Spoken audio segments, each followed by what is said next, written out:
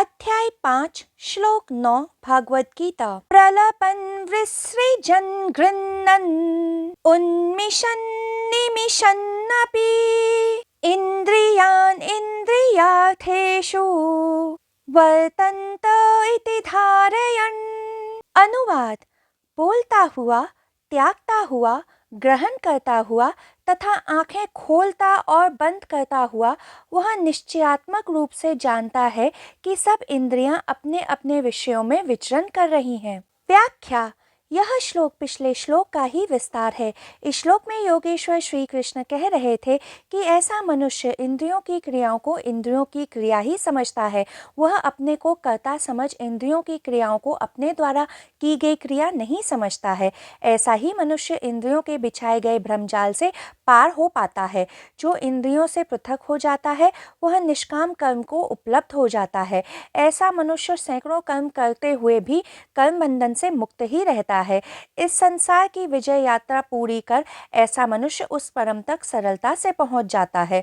ऋषि वशिष्ठ ने मर्यादा पुरुषोत्तम श्री राम को भी यही परामर्श दिया था। कर्ता बहिर्कर्ता अंतर्लोके विहार राघव, अर्थात हे राघव, बाहरी दृष्टि से परिश्रम कर कर्म करते रहो परंतु आंतरिक दृष्टि से स्वयं को अकर्ता के रूप में देखो तथा परमात्मा को अपने सभी कर्मों का कर्ता मानो। तो साधक का कर्ता कब खोता है? साधक का कर्ता तब खोता है जब उसे ज्ञात होता है कि मैं शून्य हूँ ही नहीं। यही बुद्ध का मार्ग था। वह भिक्षुओं से कहते थे कि खोजो मैं कौन हूँ। वे अपने भिक्षुओं को अनपानसति ध्यान सिखाते थे, जिसका अर्थ होता है अपनी आती जाती श्वासों को साक्षी बन देखना। इस ध्यान विधि द्वारा साधकों को ज्ञात होता है कि वो ना भौतिक शरीर है, ना मन है, ना विचार है तथा ना ही श्वास है। तब उसे ज्ञात होता है कि वह तो शाश्वत साक्षी है। जब श्वास भी थम जाती है तब साधक शून्यता का अनुभव करता है तथा उसका कर्ता खो जाता है। दूसरा मार्ग है उसका ज्ञान होना जो मनुष्य के भीतर है। यह कृष्ण, बुद्ध, महावीर का मार्ग है। जब कर्ता शून्य हो जाता है तो कर्म गिर जाता है।